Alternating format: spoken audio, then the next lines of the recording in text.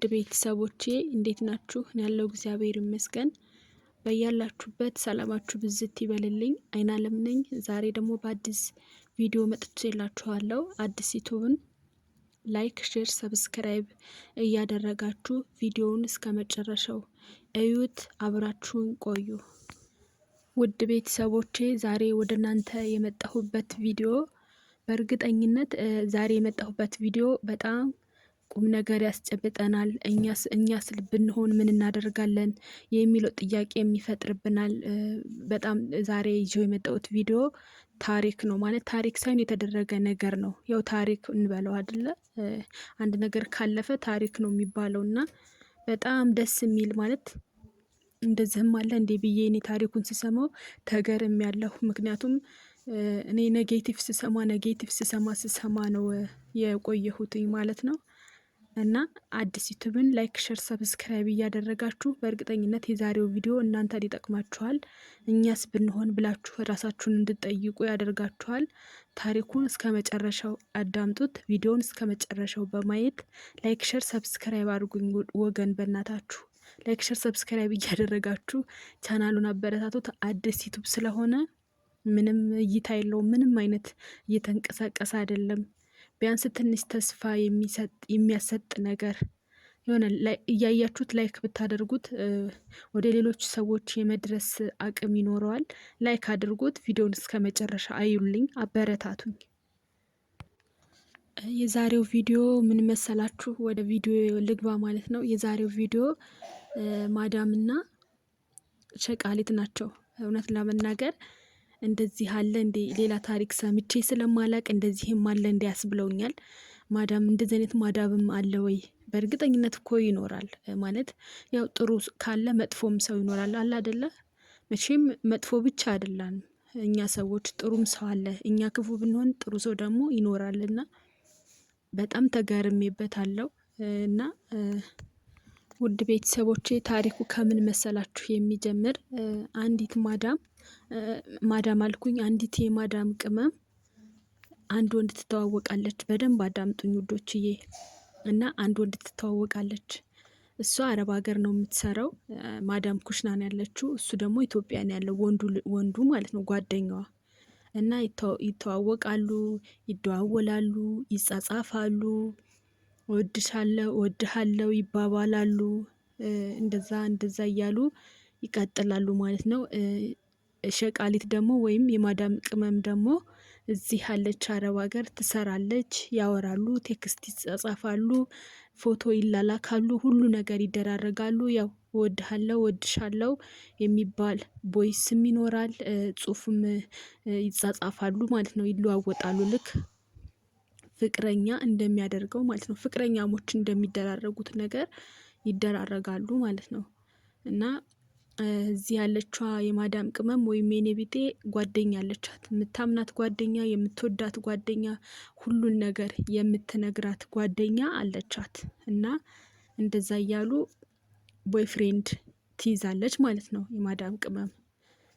ከዛ ቦይፍሬንድ ይዛ ያቺ ማዳም አሁን የምነግራችሁ ልጅ ቦይፍሬንድ ይዛ ከሆነ ጊዜ በኋላ ሀፕን ያደርጋል። እንትናቸው ግንኙነታቸው ይሻክራል ማለት ይጣላሉ፣ ምናምን ይጋጫሉ።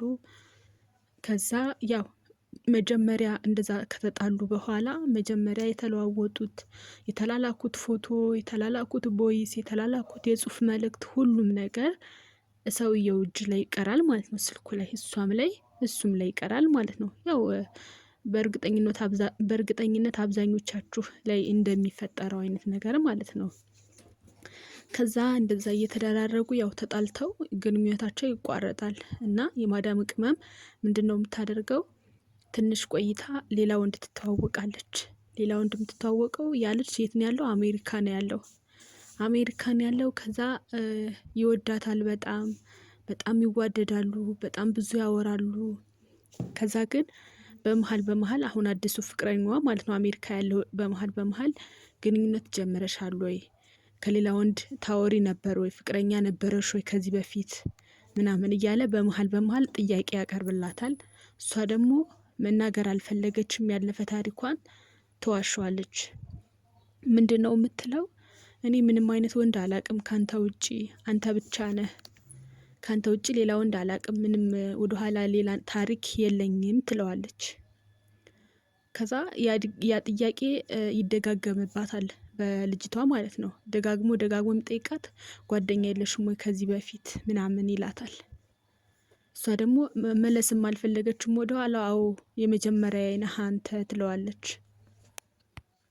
እና ውድ ቤተሰቦቼ እንደዛ እያሉ እያወሩ እየተጠያየቁ በጣም ይዋደዳሉ፣ በጣም ይፋቀራሉ። አሜሪካን ካለው ልጅ ጋርና አግብቼ እወስድሻለሁ ምናምን ይላታል።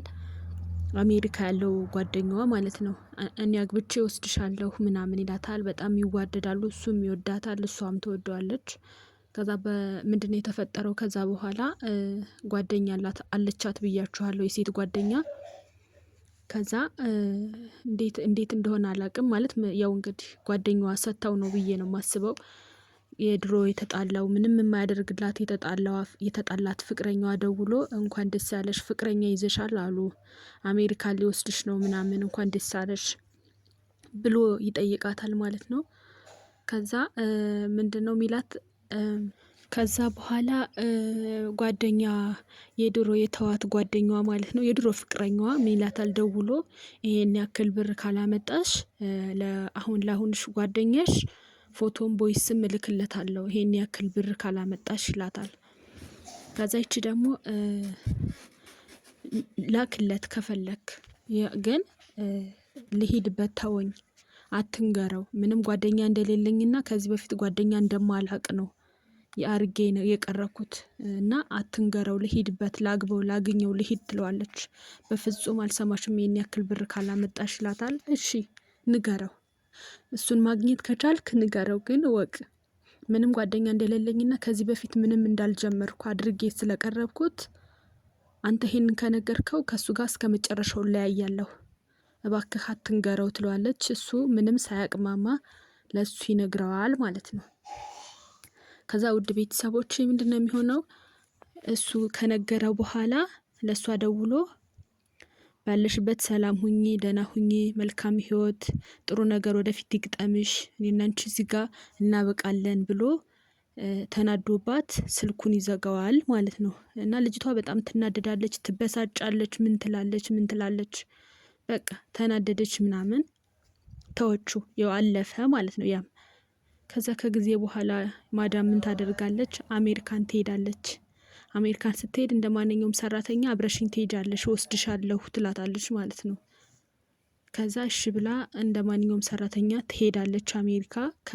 ከማዳሟ ጋር ትሄዳለች። ማዳሟ ደግሞ እዛ ሰርታ ምናምን ጨራርሰው ሊመለሱ ሲሉ እዚህ መቅረት ትፈልጋለሁ፣ ትተይኛለሽ ወይ ብላ ጥያቄ ታቀርብላታለች። ማን ነው እንደዛ የምትላት? የማዳም ቅመም ወይም ሰራተኛዋ ማለት ነው። እና ሴትዮዋ ደግሞ ማዳም ደግሞ ምንም ሳታቅመማ እሺ ብላ ትታት ትሄዳለች። አያችሁ የእግዚአብሔርን ነገር አያችሁ፣ ትዕግስት በቃ አይደለ እንዴት በቃ እግዚአብሔርን ማመን። በሰው ስልጣን ሁላ የሰው አይደለም፣ ግን እመኑት፣ ፈጣሪያችሁን እመኑት ማለት ነው። ምንም የማይወሰድ ነገር የማይወሰድ ብንም ብድር ያልሆነ ነገር የሚሰጠው ፈጣሪ ነውና ውድ ቤተሰቦቼ በጣም እኔ ትልቅ ትምህርት ወስጄበታለሁ። እና ልጅትም እዛ አሜሪካን ትተዋታለች፣ ማዳሟም ትሄዳለች፣ ይደዋወላሉ አሁንም ድረስ ማለት ታሪኩን የሰማሁት እንደሚደዋወሉ ነው። እሷም እዛው አሜሪካ አግብታ እዛው ልጅ እንደወለደች ሴት ልጅ አንድ ልጅ እንዳላት ነው የሰማሁት። በጣም ይላል። በቃ እኔ እንጃ ፈጣሪ እንዴት እንደመለሰላት፣ እንዴት እንደ ትግስቷን አይቶ እንዴት እንደመለሰላት። ልጅቷም አንድ ቤት 7 አመት ሰርታለች ማለት ነው አረብ ሀገር። ያው ማዳሟም በጣም ጥሩ ሆናላት አረብ ሀገር 7 አመት እሷ ጋር 7 አመት ስለሰራችላት ነው እንደዛ ልታደርግላት የቻለችው። ይሄ ታሪክ በጣም ብዙ ነገር ያስተምራል። ጓደኛዋ አሁን ለተወንዷ ምን ትጠቀማለች? ያንን ስለተናገረች ምን ትጠቀማለች? ለተዋት ፍቅረኛ ያሁኑን እንትኗን እየወሰደች የምትሰጥ ፌስቡክን ሁላ የሱን ፌስቡክ የአዲሱን ፍቅረኛዋን ፌስቡክ ስልክ ምናምን እየወሰደች የምትሰጥ ምን ትጠቀማለች? ሴት በሴት ላይ ግን ለምንድን ነው እንደዚህ እስከዚህ ደረጃ ድረስ የሚጨካከነው? ማለት ጓደኛ እስከዚህ ድረስ ማመን እንደሌለባችሁ እኔ የተማርኩት ነገር እንደሌለብኝ በቃ አንድ ነገር በልብ መያዝ እስከሆነ ድረስ እስከሆነ ደረጃ ድረስ እስከሚደርስ ድረስ ለማንም አለመናገርን ተምሬያለሁ።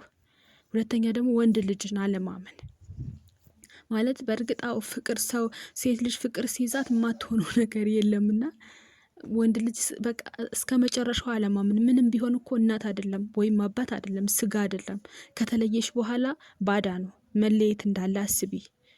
ያው እንግዲህ ከጠቀማችሁ ብዬ ነው በእርግጠኝነት ይጠቅማችኋል ይሄ ቪዲዮ ያመጣሁት። ውድ ቤተሰቦቼ በያላችሁበት ሰላማችሁ ብዝት ይበልልኝ። የዛሬ ቪዲዮ ይህንን ይመስል ነበረ። በቀጣይ በሰላም እስከምንገናኝ ድረስ በያላችሁበት ሰላማችሁ ብዝት ይበልልኝ። ላይክ፣ ሼር፣ ሰብስክራይብ እያደረጋችሁ ቪዲዮውን ባይ ባይ። ሰላም ሁኑ።